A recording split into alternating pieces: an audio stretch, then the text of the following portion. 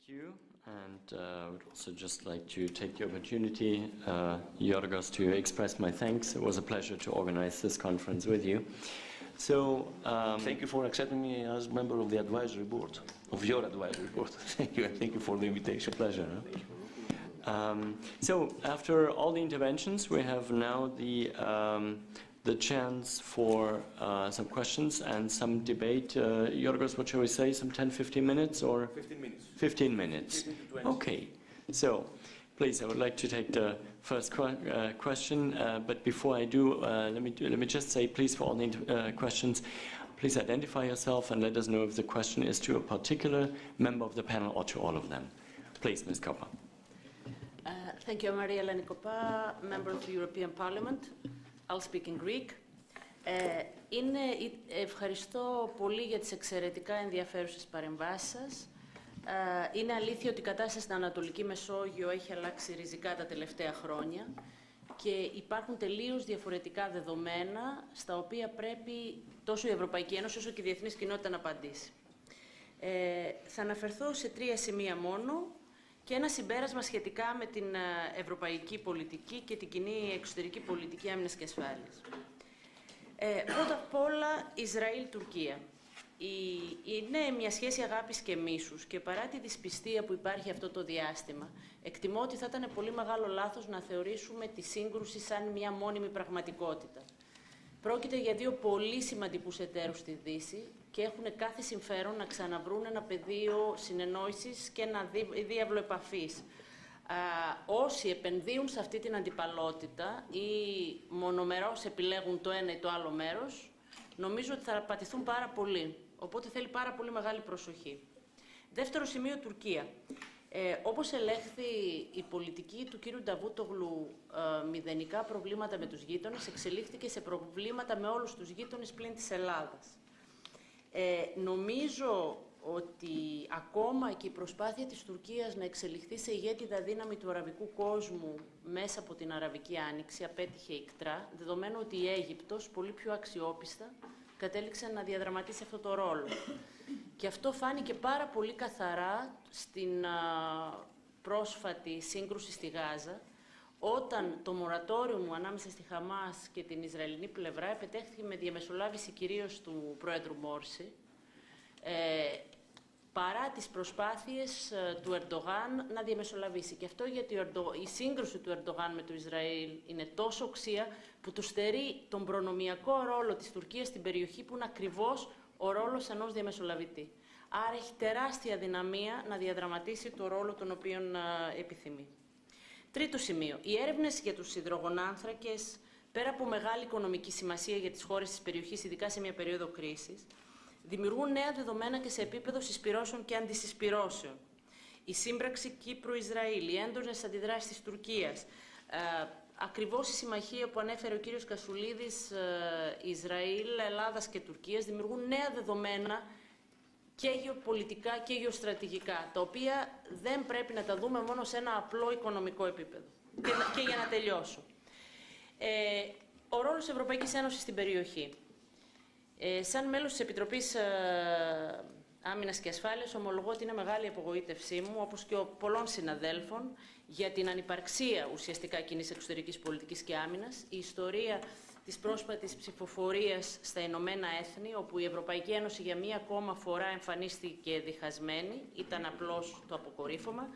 Ακόμα και η περίπτωση του μορατόριου μεταξύ Χαμάς και Ισραήλ είναι ένα δείγμα της ανυπαρξίας της Ένωσης. Στην εικόνα έμεινε ο πρόεδρος Μόρση και η Χίλαρη Κλίντον.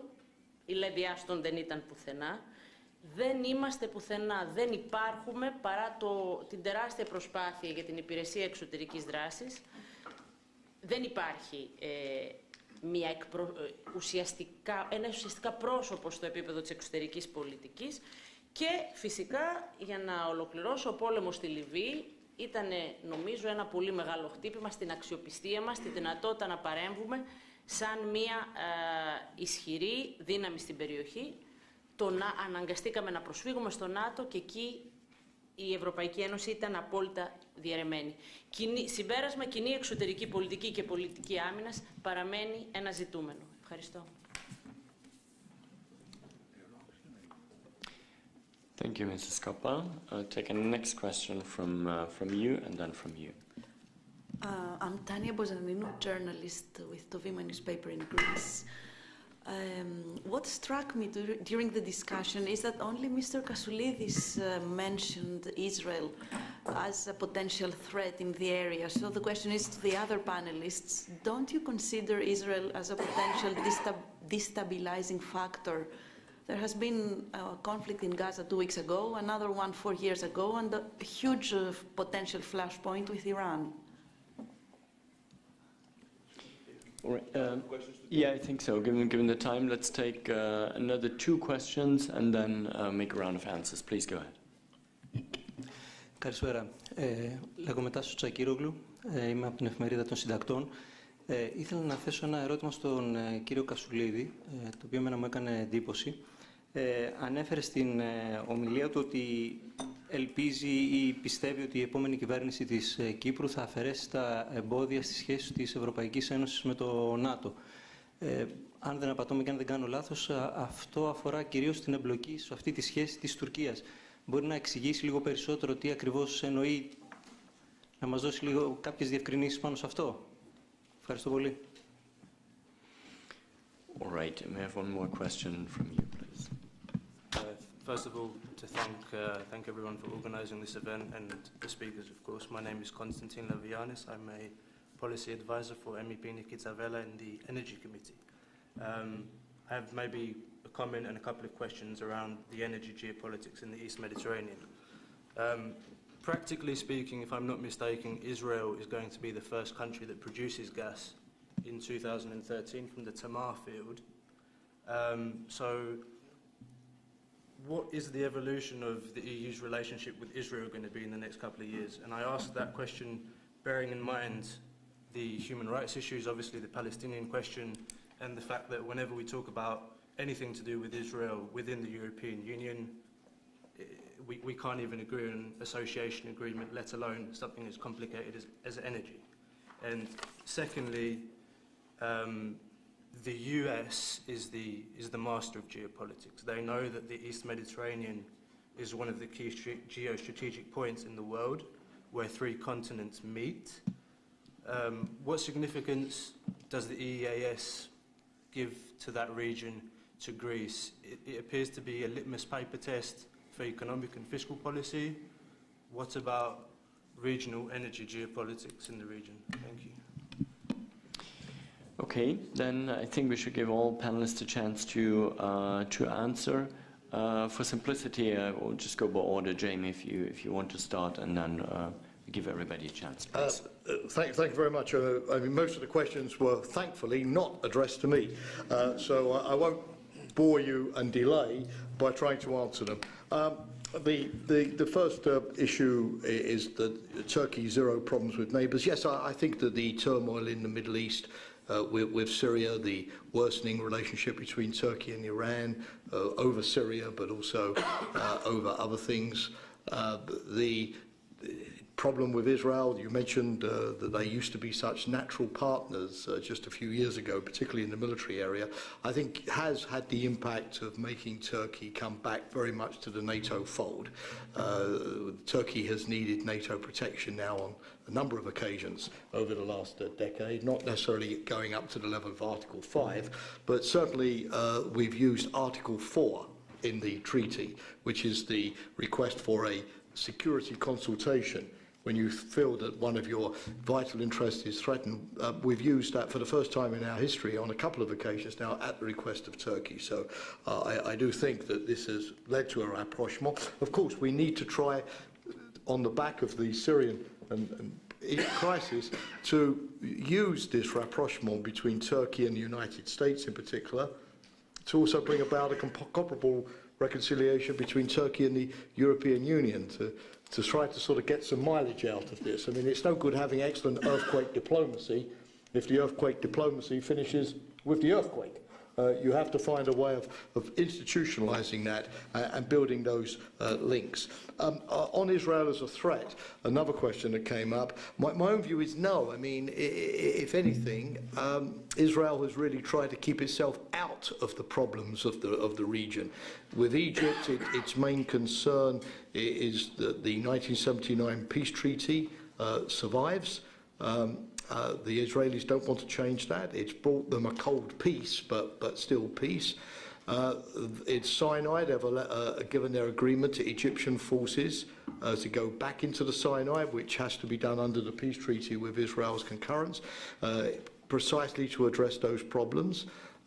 They also do not want to go into Gaza. It's clear that the last thing the Israelis wanted to do a few days ago was to launch another operation into Gaza. They know what happened to them before, and I would imagine the same applies to Lebanon. If there is a criticism to be made of Israel, I'm not making it, but if there is, it's maybe in recent years been this tendency with walls and security perimeters to sort of pretend that they're not in the region and refocus their attention on their relations with the European Union, the trade, the economic growth, you know, all of those kind of things, and to somehow sort of get peace through building walls, which of course in the long run, as we know, is not going to be a winning strategy. But I don't believe that Israel is a threat in any way to its neighbours, not at all. It itself feels very much threatened by the instabilities that have been created, particularly, of course, the supply of weapons from Iran to Hamas and Hezbollah, with ever longer ranges that now bring cities like Tel Aviv and Jerusalem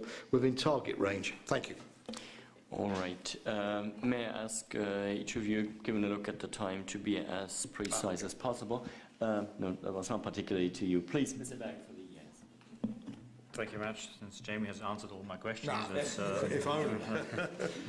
No, let me start with CFSP. I think it's clearly above my pay grade to comment on that issue, whether CFSP is effective or not. But I think it's a bit unfair to say that there was no visibility of the European Union in the Gaza crisis. I think a lot of work was done behind the scene and very successfully in talking with the Egyptian leadership, in talking with the Israeli leadership. I think a lot of work, good work, was done that led then to the ceasefire agreement in a couple of weeks ago. Briefly on the threat issue, I agree with Jamie on what he said about Israel. I think I would take it one step further. However, I would say the unresolved Middle East conflict, that is really the threat. That is really the challenge that we are facing in our relationship with the Middle East, with the whole region. It has always had a negative effect on our relationship with the broader region. I'm just referring to the Euro-Mediterranean Partnership or the Barcelona process that always suffered because of the unresolved peace process. I think now is the moment to move forward in the peace process, and I think despite the fact that there was a three-way split in the European Union in the resolution, I think we are all united in the European Union on the issue of how the conflict should be solved by way of two-state solution, and making sure that there will be a negotiated two-state solution, I think is now the important thing to do in cooperation with our United States partners. So much to the question, I think, about just to me. Please, Yorgos, your views. Okay. Please then directly Ian. Well, thank you. Just a couple of points. On Israel-Turkey, I happen to be of the view that although Israel and Turkey do indeed share a lot of interests, especially vis-a-vis nuclearizing Iran and other things that we could talk about, I think there's really no going back to the kind of special strategic relationship that they had in the late 1990s and onwards. I think that was the product of a very special set of circumstances which we're unlikely to see again, not to mention the fact that the politics on both sides have changed quite a bit. I just think it's not going back to that state. Could it be stable? Could it be sustainable? Yes, probably could, but that's a slightly different question. I think that special strategic relationship is probably finished. That's just my view.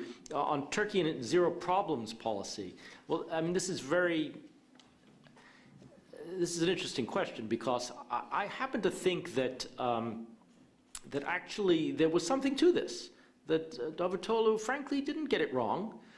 that decade that he had in which it was possible to pursue all of these commercial and political opportunities in a region which had opened its borders to Turkey and all the rest of it, worked very well for that decade. The problem, of course, came when everything got very much tougher in the space of 2 years and all of this collapsed. It wasn't his fault, but it does not suit the conditions that are prevailing anymore. That's the problem, really. And there, you know, they're just going to have to figure this out. The problem really, and I think Jamie hinted at this as well, is not so much that the zero problems with neighbors was a bad strategy. It's that it didn't have a sense of priorities embedded in it. And one of those priorities surely should have been reinvigorating, reinforcing the security relationship with key Western partners, which was neglected. And now, you know, now this is in a way come home to roost. Having said that, I just end on this. I think there is a big asymmetry between, big difference between the US, NATO, Turkey relationship, that complex of relationships, which is very security heavy, and the relationship between Turkey and the European Union, which is a much different beast. I mean, it's got a heavy human relationship, it's got a heavy economic relationship, and of course a political relationship. And all of those things, they're both fraught, but for totally different reasons, I would say. So, you know, there are things that the United States can do with Turkey which the European Union perhaps cannot, and vice versa, very clearly. I think it's important to keep that distinction in mind. Oh, on the energy one, there are a series of questions there that are very interesting. My sense is that, look, I mean, if Israel is going to export large quantities of gas in the years to come, there will be buyers for this in Europe and elsewhere. A separate question, of course, is Israel's own debate about whether to export or not. It's an open question, and in what amounts, an open question. On the question of geopolitics and viewing the region geopolitically, I mean, I have to say that with some exceptions, the United States, in the context of the Southern European crisis anyway, and Greece in particular, has not been too good at this either.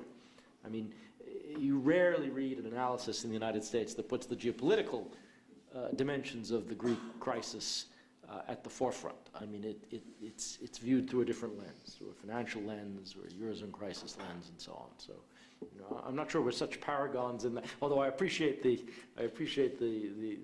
compliment. Do you? Yeah, you just mentioned that in the States as well, the approach is more to see the economic crisis in Greece from the economic angle, not so much from the geopolitical and geostrategic. Do you think that this is a sound approach, or we need to see closely and with more caution? Well, it won't surprise you that I think we should view it in somewhat more geopolitical terms. I mean, the economic piece of this is important, to be sure, and the United States has an extraordinary stake in the resolution of Europe's own economic crisis. I mean, we're full stakeholders in that. So to the extent that the Greek piece of that is critical, I mean, we can't avoid seeing it through this financial lens. But I think if the United States were to be a little more proactive on this with European partners, in relation to Greece, but I would say almost to Southern Europe as a whole, this geopolitical sensibility is a better word, should be part of that, debate.